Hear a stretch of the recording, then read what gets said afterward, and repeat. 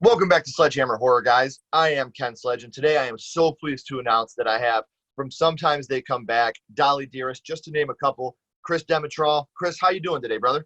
Excellent. Thank you. Honored to be here. Oh, it's an honor to have you. For those of you that have not watched much of the channel, watch my top 10 Stephen King movies. You will see Sometimes They Come Back as number 1. This is almost like Christmas morning for me. Some things have been kind of crazy for you with COVID. How's everything going? Everything going okay, or? Yeah, I think it comes down to, the simplest things, which is health, and that has always been the case. There's not an amount that you can have in your bank account. There's not a fancy car that you can have.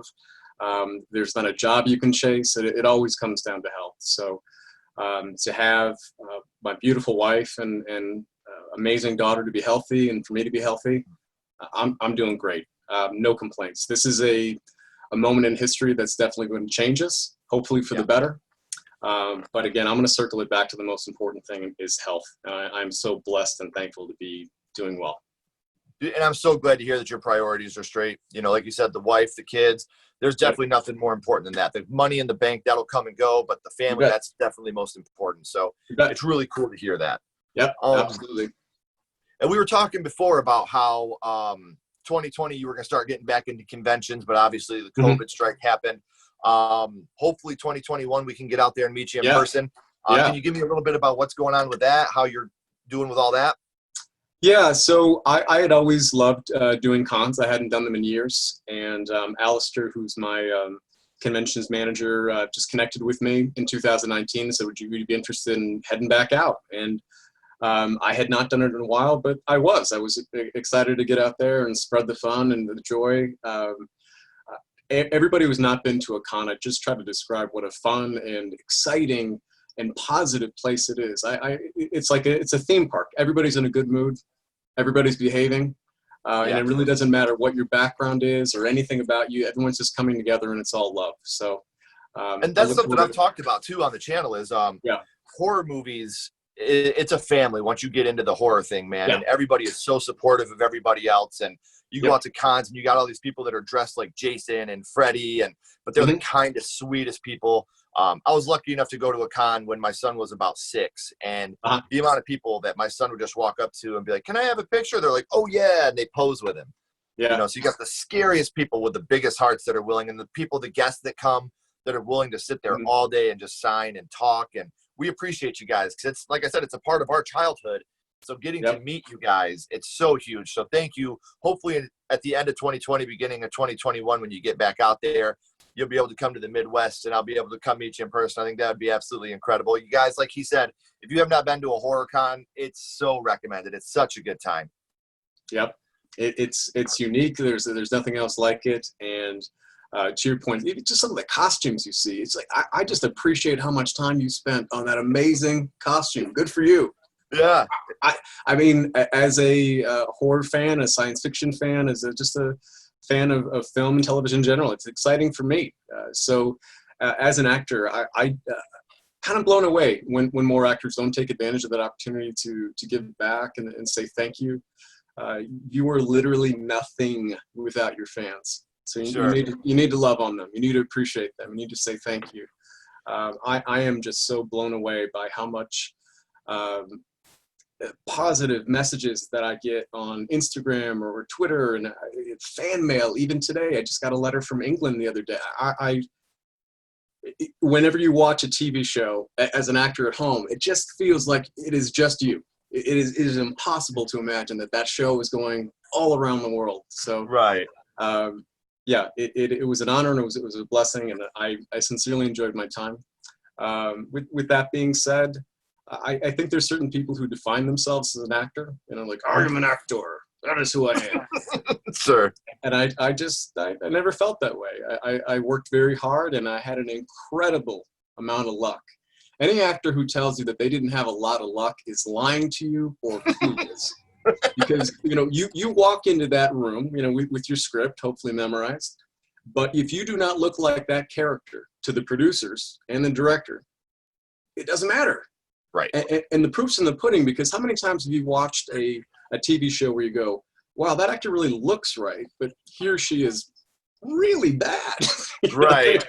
The acting is not there. You look right, but the acting isn't there. So I just like to think back at it, just being fortunate enough to have looked like the character that they were looking for a lot of times. I could never imagine anybody else being Wayne, man. Yeah, that was amazing. So we were talking about a little trivia about Sometimes They Come Back, and we actually ran out of time when we were filming that last scene. So we were able to get Tim's close-up and the rest of the background. But as far as my close-up, that was filmed many months later in Los Angeles. And you have to really squint and watch, because if you do, you can actually see I got a little bit older during that time. You know, when you're 13, when you're 14, sometimes a couple of months can make a huge difference. Oh, yeah. So when I watch the close-up, I see a slightly different version of me. Sure. But I am so thankful to Tim for what he did, because here he is, a big actor, but a huge heart. He did not have to come and film and do my close-up. In fact, I've worked with actors who will actually dump out during your close-up so they can go back to their trailers. Oh, wow. So, yeah. Oh, yeah. He was there with you. He was there with me. He did a fantastic job. And the challenge for me was to, many months later, recreate the feel of that scene. And that scene was so pivotal. I realized what was at stake. So to have an incredible actor like Tim to play off of, that makes all the difference. So, and like you said, for him to actually take care that much about not just doing that scene, but the whole film in general. Like you said, that shows his appreciation for that film. Yep. Yeah, and the ending, I think, is what people would talk about a lot with Sometimes They Come Back. And I don't think any of us realized it was going to have the impact that it did. I mean, it read really well in the script, but you just never know. I've read plenty of scripts that I thought would be super funny, and then you get to the set and it just doesn't work.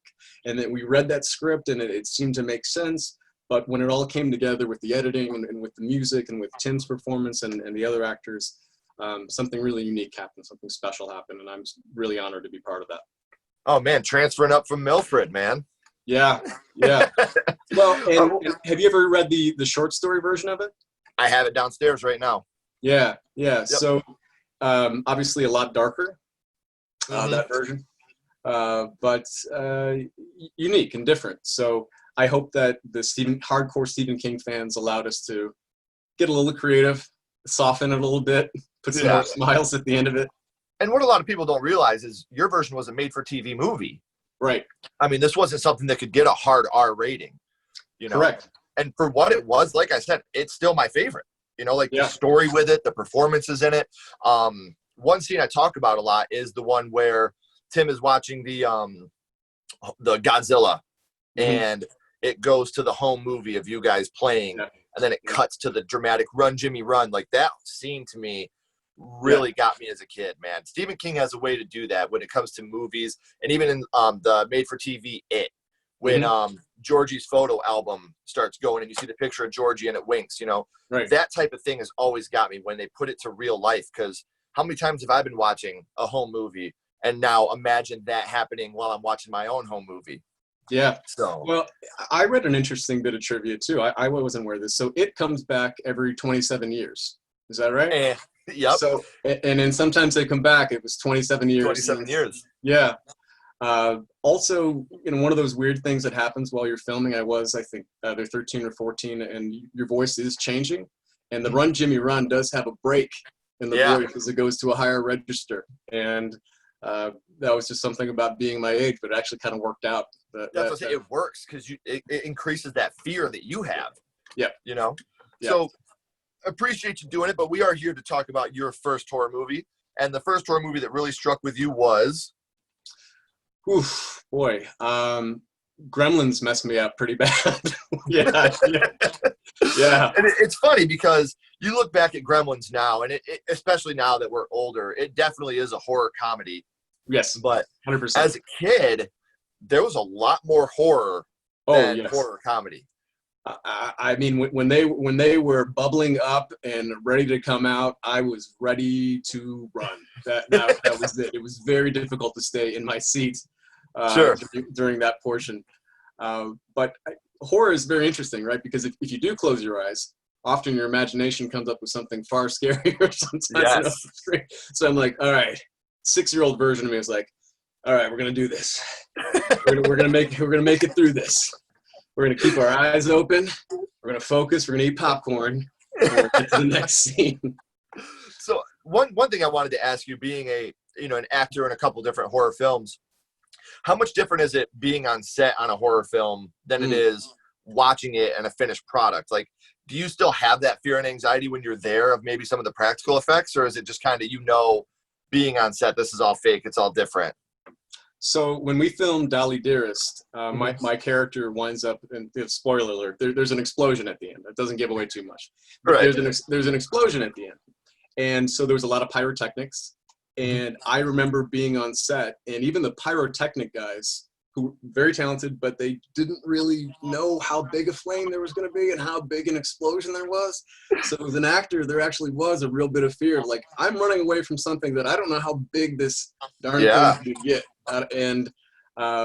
Real time, we only shot it once. It was a big explosion. So I'm thankful for that, because it helped really bring out the emotion. I am by no means a method actor, but sometimes things like that help. Sure. I often joke about that when I filmed Disney's Blank Check, my character had to get hit in the head with the baseball. Yeah. And, of course, because you're an actor, they're throwing a very soft, spongy ball at you. And my character, for whatever reason, was wearing a bandana, so I couldn't feel it. I couldn't feel it. And so take after take, it just seemed really lame. I'm like, we got to do the real thing. And the prop guys are like, no way, we're not really going to throw a baseball at your head. I'm like, please throw a baseball at my head. It'll be a good... Please, I'm telling you to throw a baseball at my head. So, yeah, they did. They tossed a real baseball at my head, and the reaction you see feels genuine. Real. Yeah, and that was one of the clips that Disney used when they were advertising the movie, was that hit. So, not a great movie, but that was a fun man. There's nothing wrong with Blank Check, man. That's a great movie. I love that movie. That's one of those movies growing up that like you said, it may not be an amazing movie, but it's one of the ones that very nostalgic for me. Yes. So I may be looking at it through a different lens here, but it's one of those ones that I watched as a kid so much that it means a lot more to me now. Yep. So with Gremlins, let me ask you this. You were talking about the bubbling scene when they're being the eggs. Yes. Is that the scene you think stuck with you the most? Yeah, that one was super scary. I think I shared with you too that Sigourney Weaver's turn in Ghostbusters when she was Zool. I couldn't sleep for nights. Yeah. I heard Zool's voice at night for many, many nights. And that one I'm going to blame on my school, because that was a school field trip, and they did not think that one through. Yeah, taking a bunch of 6-year-olds to see Ghostbusters probably wasn't, they thought it was probably lighthearted and funny, and Slimer was, but it wasn't always Slimer. And when you finally got to Zool, it was like way too much. I need to walk away. I can't talk myself through this one. Gonna have to exit for a while. And it's funny, like you said, there are also scenes like that for all of us. Like the Large Marge scene in Pee-wee's Big Adventure. Yes. Terrified me, man. Yep. Like, because especially you're watching Pee-wee Herman, you don't expect, Oh, I rerun that so many times. Yeah. Yeah. Back when we had VHS tapes, I rerun that boy many, many times. I see that. And then it looks a little, like claymation and doesn't feel as scary. But holy cow, in the moment, yeah. Yeah, the first time it gets you, you're just, okay. Like, especially as a little kid, Yeah, didn't expect that. So I got to ask you this, Gremlins, do you think that that's a Christmas movie or no? Pee-wee? No, Gremlins. Oh, Gremlins. Oh, and this is kind of, it feels like the Die Hard debate too, right? If Die Hard is a Christmas movie, which I contend that it is not, which is not the most popular opinion. I would say Gremlins is not, because I think Gremlins really is horror comedy, like you said. There's Christmas that takes place with it, but it's really not about Christmas per se, and the Gremlins aren't even really integral to Christmas, nor do they add anything to Christmas. So yeah, I just think of it as a wonderful, funny horror comedy. Horror comedy, yeah. I think the reason I tied in so much with Christmas is because the scene that always stuck with me the most was the Christmas Carol scene. Where you got all the gremlins outside. Like that stuck with me as a kid so much. You know? See, I think that was kind of the wasabi, so to speak, the palate cleanser of the movie. When they start acting like funny and bad and getting drunk and like swinging around the bar, it sort of de-escalated a lot of those nervous feelings and the scary feelings. Like, okay, now they're funny. Yeah. All right, great. They're not bubbling. I like that. So look, Gremlins 2, the new batch. Are you a fan of that one as well, or were you not as fond of Gremlins 2 as you were Gremlins 1? With Gremlins 2, obviously they had to up the stakes and they had to change the location, things like that. I think there were a lot of good elements to it. Sequels, I think, in general, are really tough to pull off. And I think the mistake that a lot of filmmakers make is, well, A, B, and C worked really well in movie 1. So if we take A and we crank it from 5 to 10, if we take B and we crank it from 6 to 9, if we take C and we crank it. So I think the mistake they make a lot of times is taking a lot of the elements of the first film and saying, these things work, so if we expand and blow this up, then surely it will work in a sequel. And it did not in Anchorman 2.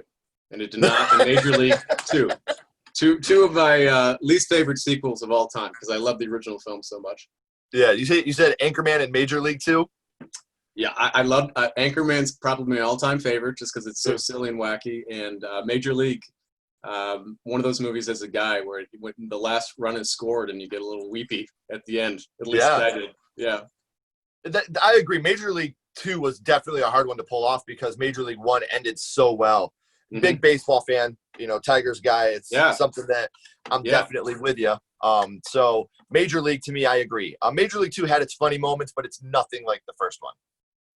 No, that was really lightning in a bottle. And so, I get it.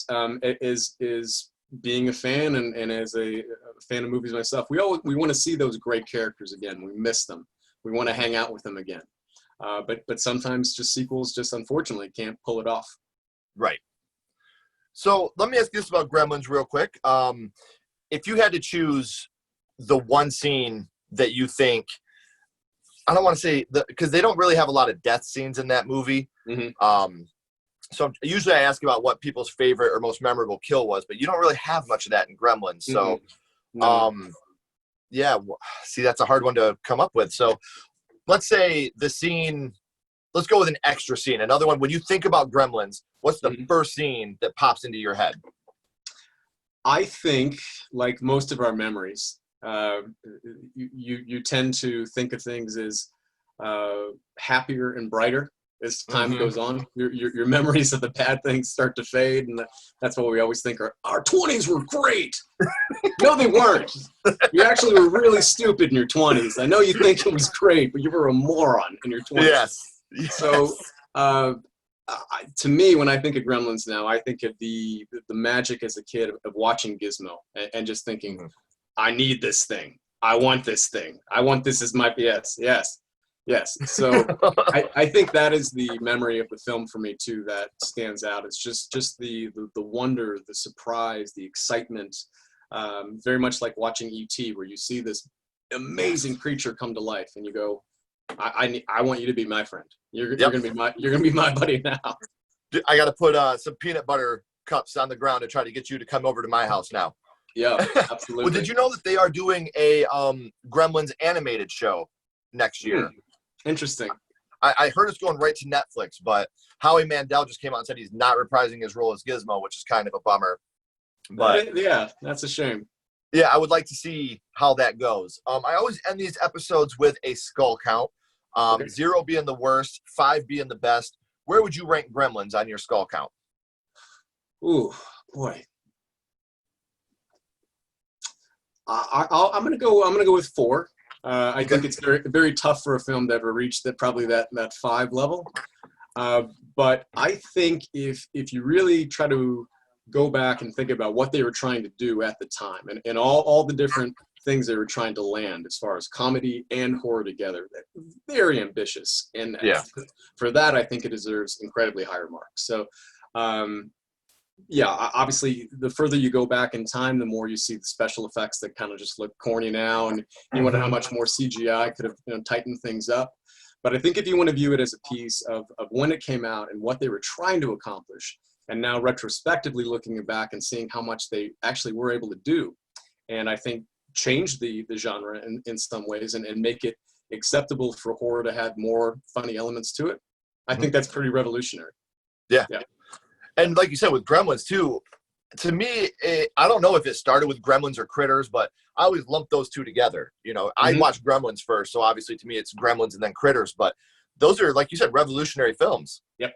You know, people still, they're making a new animated series about Gremlins. That shows the impact that movie had, that people are still wanting it. There's still a demand for it.